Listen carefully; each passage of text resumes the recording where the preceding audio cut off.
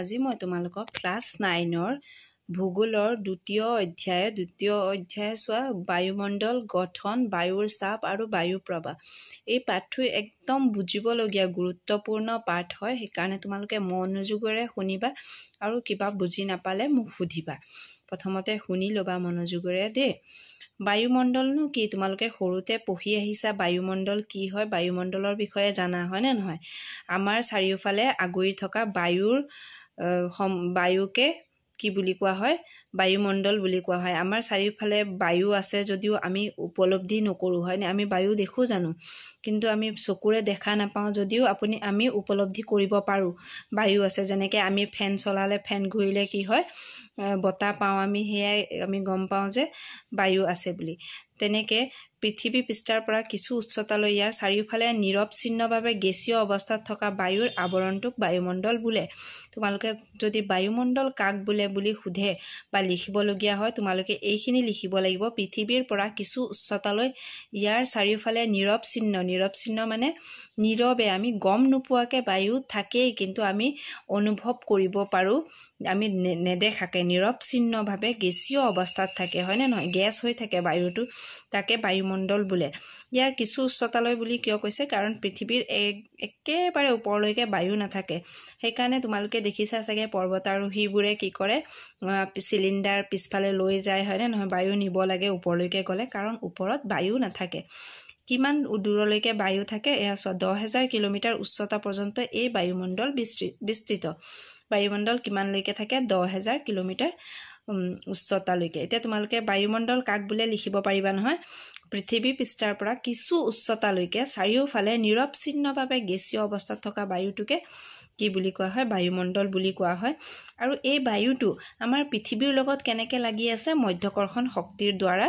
ই আমাৰ পৃথিৱীৰ লগত লাগি আছে হয়নে নহয় আৰু বায়ুমণ্ডল তোমালোকে জানাই ৰংবিহীন বায়ু ৰং থাকে জানো নাথাকে নহয় ৰংবিহীন হয়নে নহয় আৰু বায়ুমণ্ডল পৃথিৱীৰ প্ৰাকৃতিক পৰিৱেশ এটা গুৰুত্বপূৰ্ণ উপাদান হয়নে নহয় পৃথিৱীৰ যে প্ৰাকৃতিক পৰিৱেশৰ এটা গুৰুত্বপূৰ্ণ উপাদান হয় আৰু মাটি আৰু পানী অৰ্থাৎ মাটিক কি বুলি কোৱা হয় লিথোস্ফিয়াৰ বুলি কোৱা হয় অস্মমণ্ডল বুলি কোৱা হয় মাটিক আৰু জলমণ্ডল হাইড্ৰস্ফিয়াৰ পানীক বুলি কোৱা হয় হয়নে নহয় আৰু এই লিথোস্ফিয়াৰ হাইড্ৰস্ফিয়াৰ এয়া মিলি কি হয় জীৱমণ্ডল হয় বায়ুস্ফিয়াৰ বুজি পাইছা য'ত জীৱৰ সৃষ্টি বিকাশ আৰু বসবাসৰ বাবে অনুকূল পৰিৱেশৰ সৃষ্টি সম্ভৱ আছে ইয়াকে জীৱজগত বা জীৱমণ্ডল বুলি কোৱা হয় বায়ুস্ফিয়াৰ বুলি কোৱা হয় বুজি পাইছা আৰু পৃথিৱীৰ বায়ুমণ্ডলত থকা গেছবোৰ কি হয় এক সঠিক অনুপাতত আছে যাৰ বাবে পৃথিৱীত জীৱ-জন্তু থকা অনুকূল বা এক উষ্ণতা বিৰাজ কৰে কাৰণ সবতে যেনেকৈ পৃথিৱী এটা গ্ৰহ হয় শুক্ৰ বৃহস্পতি সবতেতো মানুহ নাথাকে বা জীৱ-জন্তু নাথাকে কিহৰ কাৰণে কাৰণ জীৱ-জন্তু জীয়াই থাকিবলৈ যিটো পৰিৱেশ লাগে সেই পৰিৱেশটো সবত নাই অকল পৃথিৱীত আছে কাৰণ কি ইয়াত বায়ু আছে পানী আছে হয়নে নহয় বায়ু গতিশীল হোৱাৰ বাবে আকৌ বহুত ঠাইত অতিপাত ঠাণ্ডা আৰু গৰমৰ প্ৰকোপ বেছি হয় ক'ৰবাত তোমালোকে শুনিছাই চাগে কিছুমান ঠাই অতিপাত ঠাণ্ডা আৰু কিছুমান ঠাই গৰম কাৰণ কি বায়ু গতিশীল হয় আৰু এই বেঙুনীয়া ৰশ্মিৰ কথা কৈছে যে বেঙুনীয়া ৰশ্মি মানে কি জানানে আমি যে সানৰেজ বুলি কওঁ যে আমাৰ সূৰ্যৰ পৰা ওলাই অহা বেঙুনীয়া ৰশ্মি যিটো আমাৰ শৰীৰৰ কাৰণে বেয়া বুলি কওঁ যে আমি সেইটো বেঙুনীয়া ৰশ্মি যিটো সূৰ্যৰ পৰা ওলাই আহে যাৰ বাবে আমি ছানস্ক্ৰীন সানিবলগীয়া হয় হয়নে নহয় এতিয়া বায়ুমণ্ডলৰ গঠন চোৱা বায়ুমণ্ডল কিহেৰে গঠিত অকল এই গেছসমূহেৰে গঠিত নে বায়ুমণ্ডলত এই গেছৰ নাম দিয়া আছে এই গেছসমূহ থাকে হয় নহয় আৰু এই গেছৰ বাহিৰে কি থাকে বায়ুমণ্ডলত জলীয় ভাস্প থাকে গেছটো থাকে লগতে কি থাকে ৱাটাৰ ভেপাৰ বুলি কয় যে জলীয় ভাস্প থাকে আৰু ধূলিকণাৰ সংমিশ্ৰণত গঠিত বায়ুমণ্ডল বুজি পাইছা সেয়ে উচ্চতা বৃদ্ধিৰ লগে লগে বায়ুমণ্ডলৰ গেছ আৰু অন্যান্য উপাদানবোৰৰ পৰিমাণ সলনি হয় বায়ুমণ্ডল যিমান ওপৰলৈ যায় তেনেকৈ বায়ুমণ্ডলত যেনেকৈ গেছ নাইট্ৰজেন গেছ যেনেকৈ মাটিৰ লগত মিলি থাকে ওপৰলৈ বেছি নাইট্ৰজেন গেছ ওপৰত নাথাকে তেনেকে এই বায়ুৰ ওপৰলৈ যোৱাৰ লগে লগে উপাদানবোৰ সলনি হৈ গৈ থাকে বুজি পাইছানে কিবা বুজি পোৱা নাই যদি সুধিবা দেই মোক উপাদান মানে বুজি পাইছা এই উপাদানবোৰ যেনেকে কিমান শতাংশ যেনেকে মাটিৰ লগত মিলি থকা অৱস্থাত কিমান শতাংশ থাকে আৰু ওপৰত কিমান শতাংশ থাকে তেনেকে কমি কমি গৈ থাকে বুজি পাইছা চোৱা আমাৰ পৃথিৱীত সবতকৈ বেছি কি গেছ আছে নাইট্ৰজেন গেছ আছে 78.08 অক্সিজেন 20.94 আৰ্গন 0.93 কাৰ্বন ডাই অক্সাইড 0.036 আৰু তেনেকে হিলিয়াম লিথিয়াম এইবোৰ সব মিলি পেলাই 0.14 এইখিনি তোমালোকে যদি ইয়াত যোগ কৰা এইখিনি কিমান হ'ব 100% ওলাব বুজি পাইছা এতিয়া চোৱা এইখিনিৰ কি কাম আমাৰ পৃথিৱীত এইখিনি নাইট্ৰজেন কিহৰ কিমান আছে আৰু কি কাম কিমান আছে মই ক'লোৱে হয় নে নহয় আকৌ কৈ নাথাকো কিমান শতাংশ আৰু এই গেছসমূহ কিমান ওপৰলৈকে বিস্তৃত আছে কৈছো 10000 কিলোমিটাৰ ওপৰলৈকে এই গেছসমূহ বিস্তৃত বায়ুমণ্ডলৰ সকলো উচ্চতাৰ পৰ্যায়তে একে নাথাকে কিন্তু এইখিনি 10000 কিলোমিটাৰলৈকে পোৱা যায় আৰু লগতে নাইট্ৰজেন অক্সিজেন আৰ্গন কাৰ্বন ডাই অক্সাইড আদি 100 কিলোমিটাৰ উচ্চতালৈ পোৱা যায় তাৰ পিছত কমকে পোৱা যায় খেৰেঙা হ'বলৈ ধৰে বুজি পাইছা আৰু ইয়াৰ পিছত 100 কিলোমিটাৰৰ ওপৰত কি থাকে হিলিয়াম হাইড্ৰজেন আদি পাতল গেছ থাকে 100 কিলোমিটাৰৰ ওপৰত মই যে এই কিলোমিটাৰৰ কথা কৈ আছো বায়ুমণ্ডলৰ কথা কৈ আছো তোমালোকে বুজি পাইছানে কোনটো অৱস্থাৰ কথা কৈছো আমাৰ পৃথিৱীখন এনেকুৱা ঘূৰণীয়া হয় নে নহয় এই পৃথিৱীৰ ওপৰত যে এই বায়ুমণ্ডলৰ ওপৰৰ কথা কৈছো ইয়াৰ পৰা 100 কিলোমিটাৰলৈকে কি হয় বায়ুমণ্ডলৰ এই গেছসমূহ থাকে তাৰ পিছত 1000 কিলোমিটাৰলৈকে বায়ুমণ্ডল বিস্তৃত হয় নে নহয় আৰু নাইট্ৰজেন গেছ এটা নিষ্ক্ৰিয় গেছ মানে ইনএক্টিভ গেছ হয় ইমান এক্টিভ নহয় ই কি কামত আহে বেক্টেৰিয়া আন উদ্ভিদৰ ব্যৱহাৰৰ বাবে অলপ পৰিমাণে নাইট্ৰজেন নিষ্কাশন কৰি লয় বেক্টেৰিয়া এইবোৰ মাটিৰ লগত নাইট্ৰজেন গেছটো ক'ত থাকে মাটিৰ লগত মিলি থাকে আৰু অক্সিজেনটো এটা সক্ৰিয় গেছ হয় অক্সিজেন সকলো জীৱ জন্তুৱে অক্সিজেন ব্যৱহাৰ কৰে সেইকাৰণে এইটো এটা সক্ৰিয় গেছ হয় আকৌ আমাৰ আৰ্গন গেছৰ কথা কৈছো নহয় আৰ্গন কি হয় ৰাসায়নিকভাৱে নিষ্ক্ৰিয় হয় ই কি কামত ব্যৱহাৰ কৰা হয় জানানে বাল্ব প্ৰস্তুত কৰিব ঝালাই কাৰ্য এই গাড়ী চাৰি ঝালাই কৰে যে ঝালাই কাৰ্যত আৰ্গন গেছ ব্যৱহাৰ কৰা হয় আৰু কাৰ্বন ডাই অক্সাইড সামান্য পৰিমাণে থাকিলেও আমাৰ অতি গুৰুত্বপূৰ্ণ গেছ হয় কাৰ্বন ডাই অক্সাইড তোমালোকে জানা যে কাৰ্বন ডাই অক্সাইড দি গছে নিজৰ খাদ্য প্ৰস্তুত কৰে আৰু হে খাদ্য প্ৰস্তুত কৰে কাৰ্বন ডাই অক্সাইড আমি উশাহত কি লওঁ অক্সিজেন লওঁ আৰু কাৰ্বন ডাই অক্সাইড এৰি দিওঁ আৰু সেই কাৰ্বন ডাই অক্সাইড গছে ব্যৱহাৰ কৰে নিজৰ খাদ্য প্ৰস্তুত কৰোঁতে আৰু তেনেকৈ আমাৰ চলি থাকে আৰু খাদ্য প্ৰস্তুত কৰাক কি বুলি কয় সালোক সংশ্লেষণ বুলি কোৱা হয় আৰু তেনেকে কাৰ্বন ডাই অক্সাইডৰ কি হয় অতি কম পৰিমাণে থাকে কিমান আছে বুলি কৈছিলো তোমালোক কাৰ্বন ডাই অক্সাইড খোৱা 0.036 আছে আৰু যদি এইটো বাঢ়ি যায় তেতিয়াহলেও আমাৰ দিগদাৰ হয় আজিকালি বাঢ়ি গৈ আছে কিহৰ কাৰণে পেট্ৰলিয়াম আৰু জীৱাশ্ম ইন্ধনৰ ব্যৱহাৰৰ বাবে বহুত কাৰ্বন ডাই অক্সাইড বাঢ়ি গৈ আছে ওলাই থাকে কাৰ্বন ডাই অক্সাইড এইবোৰ ব্যৱহাৰ কৰিলে কি হয় কাৰ্বন ডাই অক্সাইড গেছ ওলাই আৰু তাৰ কাৰণে কি হয় গোলকীয় উত্তাপ বাঢ়ি যায় গোলকীয় মানে আমাৰ পৃথিৱীৰ তাপটো বাঢ়ি গৈ আছে তাকে গোলকীয় উত্তাপ বৃদ্ধি হোৱা কি বুলি কোৱা হয় গ্লোবেল ওয়াৰ্মিং বুলি কোৱা হৈছে বুজি পাইছানে তাৰপিছত আকৌ চোৱা ওজন গেছৰ কথা আহিল প্ৰথম আমি গোলকীয় উত্তাপ পঢ়িলোঁ গোলকীয় উত্তাপ কিহৰ কাৰণে হয় কাৰ্বন ডাই অক্সাইড এইবোৰ বেছি হোৱাৰ কাৰণে পৃথিৱীৰ তাপটো বাঢ়ি যোৱাকে গোলকীয় উত্তাপ বুলি কোৱা হয় তাৰপিছত আহিলে ওজন গেছ বায়ুমণ্ডলত তেনেই কম হ'লেও গুৰুত্ব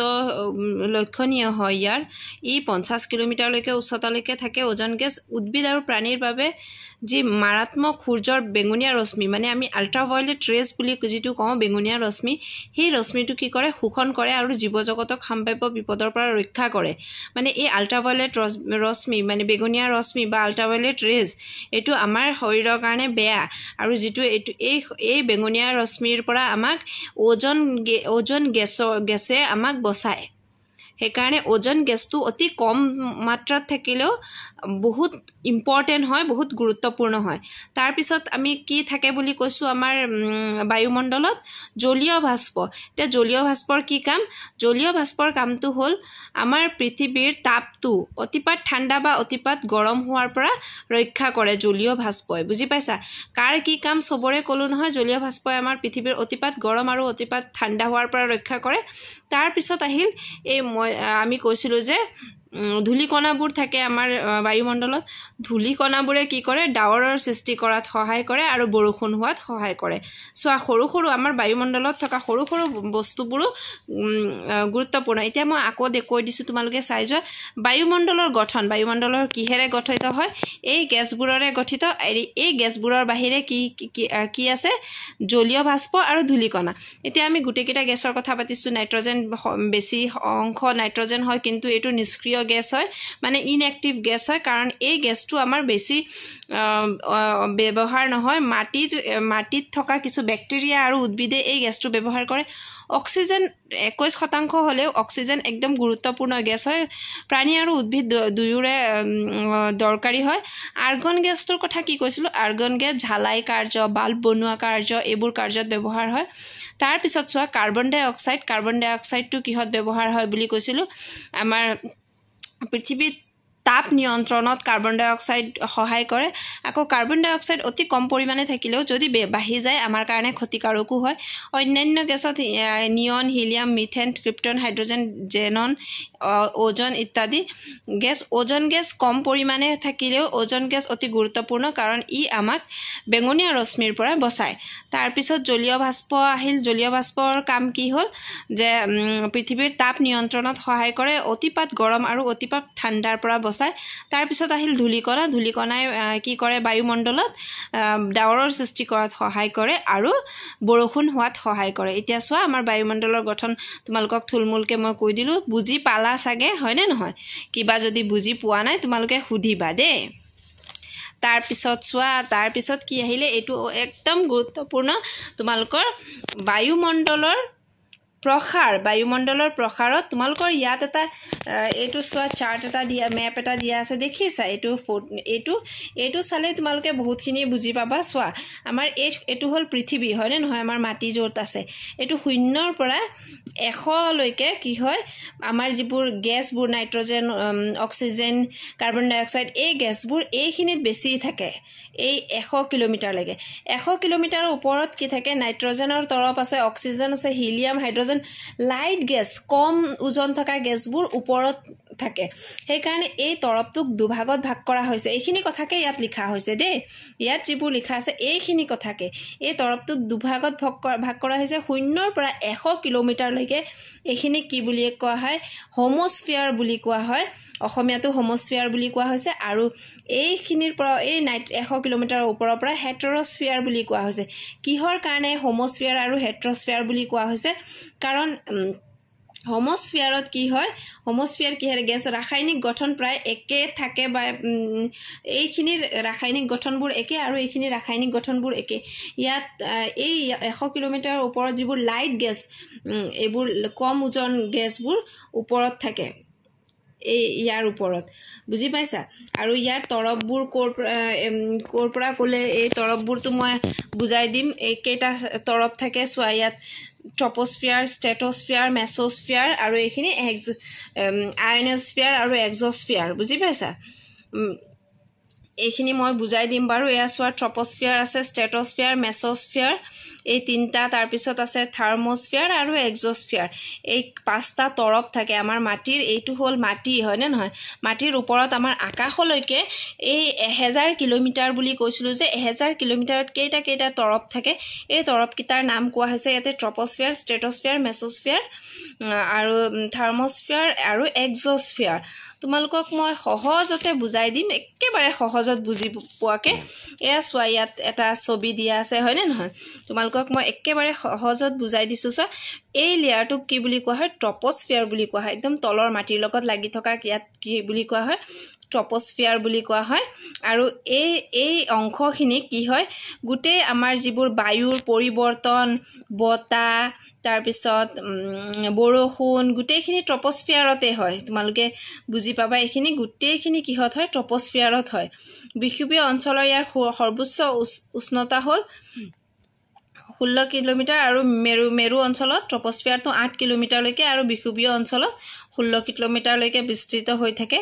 আৰু ইয়াত কি হয় জানা যি গোটেই আমাৰ বায়ুমণ্ডলৰ আটাইতকৈ তলৰ স্তৰটো হ'ল ট্ৰপস্ফিয়াৰ হয় নে নহয় ইয়াত কি হয় তুমি তলৰ পৰা যেনেকৈ ওপৰত গৈ থাকিবা তেতিয়া আমাৰ কি হ'ব তলৰ পৰা ওপৰত গৈ থাকিলে কি হ'ব তাপটো কমি কমি আহিব ওপৰত কি হয় ঠাণ্ডা হয় আমাৰ কি হ'ব যিমান ওপৰত যাম প্ৰতি কিলোমিটাৰৰ উচ্চতা বৃদ্ধিত সেন্টিগ্ৰেড এইটো 6.5% 1 কিলোমিটাৰত কি হ'ব 6.5% উষ্ণতা কমি কমি আহিব বুজি পাইছানে আমি ইয়াৰ পৰা যিমান ওপৰত যাম 1 কিলোমিটাৰত 6.5 ডিগ্ৰী উষ্ণতা কমি আহিব আৰু এই উষ্ণতা কমি আহাকে কি বুলি কোৱা হয় লেপছ ৰেট তোমালোকক যদি সুধে লেপছ ৰেট কাক বোলে প্ৰতি কিলোমিটাৰ উচ্চতা মানে হাইট ওপৰত উচ্চতা বৃদ্ধিত এনেকৈ উচ্চতা যেনেকৈ বাঢ়ি গৈ থাকিব বৃদ্ধি হৈ থাকিব তেতিয়া 6.5 ডিগ্ৰী সেন্টিগ্ৰেড বায়ুৰ উষ্ণতা এটো উচ্চতা আৰু এটো উষ্ণতা দে বায়ুৰ উষ্ণতা মানে বায়ুৰ গৰমটো কমি কমি হ্ৰাস পায় তাকে লেপছ ৰেট বুলি কয় সেই কাৰণে তোমালোকে জানা নহয় পাহাৰীয়া অঞ্চল কি হয় ঠাণ্ডা হয় কাৰণ পাহাৰ মানে কি হয় আমি যত থাকো তাৰ পৰা ওখ ঠাই হয় নে নহয় ওখ ঠাই কি হয় ঠাণ্ডা হয় মানে ওপৰত হয় সেই কাৰণে যিমান ওপৰত যাম কাৰণ বায়ুৰ উষ্ণতা কমি আহে সেই কাৰণে ঠাণ্ডা হয় এটা ধৰি লওক গুৱাহাটী আৰু শিলং কোনটো ঠাণ্ডা শিলং ঠাণ্ডা কাৰণ হেতু পাহাৰীয়া অঞ্চল হয় নে নহয় কাৰণ তাত আমি ওপৰত গুৱাহাটীৰ পৰা কি কৰিম আমি ওপৰলৈ গৈ থাকিম ওপৰলৈ গলে কি হ'ব বায়ুৰ উষ্ণতা কমি আহিব 1 কিলোমিটাৰত 6.5 ডিগ্ৰী কমি আহে এটো মনত ৰাখিবা বুজি পাইছা এই ট্ৰপস্ফিয়াৰত এইখিনি মনত ৰাখিলেই হৈ গ'ল তাৰ পিছত কি আহিল ষ্ট্ৰেটোস্ফিয়াৰ আহিব ষ্ট্ৰেটোস্ফিয়াৰ কি হয় ষ্ট্ৰেটোস্ফিয়াৰ এই ট্ৰপস্ফিয়াৰৰ পিছত আহিল ষ্ট্ৰেটোস্ফিয়াৰ ট্ৰপস্ফিয়াৰটো কি হয় আমাৰ গড়ে 12 ডিগ্ৰী উষ্ণতা এইটো দ দেখিছা 12 কিলোমিটাৰলৈকে থাকে আমাৰ শূন্যৰ পৰা 12 কিলোমিটাৰৰ ওপৰত কি থাকে ষ্ট্ৰেটোস্ফিয়াৰ থাকে ষ্ট্ৰেটোস্ফিয়াৰ স্তৰ দুটাৰ মাজৰ সীমাটোকে ট্ৰপোপজ বুলি কোৱা হয় ষ্ট্ৰেটোস্ফিয়াৰ ট্ৰপোপজ কোন অংশ এই মাজৰ অংশটোক ট্ৰপোপজ বুলি কোৱা হয় এই যে লাইনটো দিয়া আছে ট্ৰপোস্ফিয়াৰ আৰু ষ্ট্ৰেটোস্ফিয়াৰৰ মাজৰ অংশটোক ট্ৰপোপজ বুলি কোৱা হয় বুজি পাইছা এতিয়া তোমালোকে পিছত ক'বা ট্ৰপোপজটো নকলো সেই কাৰণে কৈ দিছো আৰু ইয়াত কি হয় ষ্ট্ৰেটোস্ফিয়াৰ যেনেকৈ ট্ৰপোস্ফিয়াৰত বতাহ বলি থাকে ন ষ্ট্ৰেটোস্ফিয়াৰত কি হয় বতাহটো সমান একে গতিত বলি থাকে এটা সাইডতে সমানে বলে সেই কাৰণে ইয়াত কি হয় আৰু এটো ডাৱৰ বিহীন হয় ডাৱৰ বিহীন এই স্তৰটো বতাহৰ গতি প্ৰায় অনুভূমিক বাবে এই স্তৰৰ মাজেদি আকাশী পথবোৰ ৰচনা কৰা হৈছে আকাশৰ যিবোৰ মানে এৰোপ্লেন কোট উৰে বুলি ক'লে ষ্ট্ৰেটোস্ফিয়াৰত বুলি ক'ব লাগিব কাৰণ এই স্তৰৰ মাজেদি আকাশী পথবোৰ ৰচনা কৰা হৈছে কাৰণ এই স্তৰটো প্ৰায় কি হয় একদম সমান মানে ইয়াৰ বায়ুটো একদম স্টেবল বুলি কোৱা হয় একদম সমান বুজি পাইছা আৰু ইয়াত কি হয় ডাৱৰৰ সৃষ্টি নহয় ইয়াত আৰু সেই কাৰণে এই স্তৰটোত কি হয় আকাশী যানবোৰ চলিব পাৰে আৰু কি হয় তোমালোকক মই ইয়াতে কি ক'লো যে আমি যিমান ওপৰত যাম তেতিয়া বায়ুৰ উষ্ণতা কমি আহিব ঠাণ্ডা হৈ আহিব কিন্তু ইয়াত কি হয় আমি যিমান ওপৰলৈ যাম বায়ুৰ কি হ'ব উষ্ণতাটো বাঢ়ি আহিব ইয়াত ওপৰত একদম 100 ডিগ্ৰী সেলসিয়াস হৈ যায় এইখিনিত বুজি পাইছা এইখিনি 20 পৰা 50 লৈকে থাকে ষ্ট্ৰেটোস্ফিয়াৰ এইখিনি কি হয় আমি যিমান উল্টা হয় তে ইয়াৰ উল্টাটো হয় এটো ট্ৰপোস্ফিয়াৰৰ উল্টাটো হয় আমি যিমান ওপৰলৈ যাম কি হ'ব বায়ুৰ উষ্ণতাটো বাঢ়ি যাব বুজি পাইছা ট্ৰপোস্ফিয়াৰ ইয়াৰ কাৰণটো কি বুলি ক'লে ইয়াত ওজন স্তৰ থাকে মই অথনিয়ে কৈছিলো তোমালোকক ওজন লেয়াৰে কি কৰে ওজন স্তৰটোকে কি কৰে বেঙুনীয়া ৰশ্মি ধৰি ৰাখে আৰু সেই ধৰি ৰাখাৰ কাৰণে বায়ুৰ কি হয় এটো তাৰপিছত আহিল মেছ'স্ফিয়াৰ চোৱা মেছ'স্ফিয়াৰৰ বৈশিষ্ট্য হ'ল আকৌ ইয়াত যেনেকৈ ট্ৰপ'স্ফিয়াৰত কৈছিলোঁ ওপৰত যিমান উচ্চতাত গৈ থাকিম তেতিয়া উষ্ণতা কমি কমি আহিব মানে আমি ওপৰত গ'লে ঠাণ্ডা হ'ব বায়ু কি হ'ব ঠাণ্ডা হ'ব আমি যিমান উচ্চতাত গৈ থাকিম উষ্ণতা কমি কমি আহিব বুজি পাইছানে ইয়াত আমি উল্টাটো পাইছিলোঁ উষ্ণতা যিমান উচ্চতাত গৈ থাকিম উষ্ণতা বাঢ়ি থাকিব আৰু ইয়াত +100 ডিগ্ৰী হ'ব লাষ্টলৈ বহুত গৰম হ'ব আকৌ ইয়াত কি হ'ব এনেকৈ গৈ থাকোঁতে উষ্ণতা কমি কমি আহিব আৰু এই 80 ডিগ্ৰী যেতিয়া গৈ পাম মেছ'স্ফিয়াৰৰ লাষ্ট ইয়াত যেতিয়া পাম তেতিয়া কি হ'ব -100 ডিগ্ৰী হ'ব ইমান ঠাণ্ডা হ'ব অতিপাত ঠাণ্ডা ইয়াতে হয় বুলি কোৱা হয় বুজি পাইছা ইয়াৰ পৰা যেতিয়া আমি ওপৰলৈ যাম ঠাণ্ডা হৈ আহিব আকৌ যেনেকৈ ট্ৰপ'স্ফিয়াৰত হৈছিলে তাৰপিছত আহিল থাৰ্মোস্ফিয়াৰ মানে কি হয় এইটো এটাও গুৰুত্বপূৰ্ণ হয় অৰ্থাৎ ইয়াত মেছ'স্ফিয়াৰৰ পিছত আহিব ঠিক ওপৰতে থাৰ্মোস্ফিয়াৰ এই স্তৰটো কি হয় 80 কিলোমিটাৰৰ ওপৰত পোৱা যায় আৰু 400 কিলোমিটাৰলৈকে এই থাৰ্মোস্ফিয়াৰটো পোৱা যায় ইয়াত নিম্ন স্তৰটো হোমোস্ফিয়াৰত পৰে আৰু ইয়াৰ ওপৰৰ ভাগটো কি হয় হেটেৰস্ফিয়াৰত পৰে আৰু এই স্তৰটো গৰম বুলি কোৱা হয় কিহৰ কাৰণে গৰম ইয়াৰো কাৰণ আছে এই স্তৰটো আয়নস্ফিয়াৰো বুলি কোৱা হয় আয়নস্ফিয়াৰ কিয় বুলি কোৱা হয় ইয়াত বিদ্যুতিক আধাৰ সম্পন্ন আয়ন কণা আছে ইয়াত বিদ্যুতিক আধাৰ যিমান আমি যেনেকৈ টিভি চলাওঁ টিভিৰ ছিগনেলটো য'ত আৰ্টিফিচিয়েল যিটো ছেটেলাইট বহোৱা আছে আৰ্টিফিচিয়েল ছেটেলাইটবোৰ টিভিৰ ছিগনেলবোৰ এই স্তৰত বহোৱা হয় যেনেকৈ আমি মোবাইলত ফোন কৰিলে কেনেকৈ ইটো ফোনত লাগে কিবা কানেকশ্যনটো ক'ত বহোৱা আছে এই স্তৰটোত বহোৱা আছে গোটেই মানে আমি যে টিভিৰ মোবাইলৰ আৰ্টিফিচিয়েল ছেটেলাইটবোৰ ইয়াত বহায় মানে বুজি পাইছা বৈদ্যুতিক যিমান আধাৰ সম্পন্ন কৰা হয় ইয়াত কৰা হয় সেইকাৰণে ইয়াত কিছুমান আয়ন থাকে কণা থাকে সেই কণাবোৰৰ কাৰণে ইয়াক আয়নস্ফিয়াৰ বুলি কোৱা হয় আৰু এই স্তৰটো গৰম হয় সেইকাৰণে ৰেডিঅ'ৰ তৰংগবোৰ এই স্তৰৰ পৰাই প্ৰতিফলিত হয় বুজি পাইছানে তাৰ পিছৰ অংশটো এক্সোস্ফিয়াৰ বুলি কোৱা হয় আউটাৰ স্পেচ বুলি কোৱা হয় ইয়াৰ পিছৰ তৰফটোক এক্সোস্ফিয়াৰ বা আউটাৰ তৰফ বুলি কোৱা হয় এইখিনিয়ে আছিলে তোমালোকৰ এই স্তৰসমূহ তোমালোকে ভালকৈ বুজিব পাৰিছা চাগে যদি কিবা এটা বুজি পোৱা নাই তোমালোকে মোক কমেণ্টত লিখি দিবা মই আকৌ বুজাই দিম বুজি পাইছানে তাৰপিছত বায়ুমণ্ডলৰ চাপ আৰু ইয়াৰ জোখ এই বায়ুমণ্ডলৰ চাপটো মই ভালকৈ বুজাই দিম তোমালোকে এইখিনি কি বুজি পাইছা বুজি পোৱা নাই মোক মেছেজ কৰিবা তাৰপিছত মই এইখিনি বুজাই দিম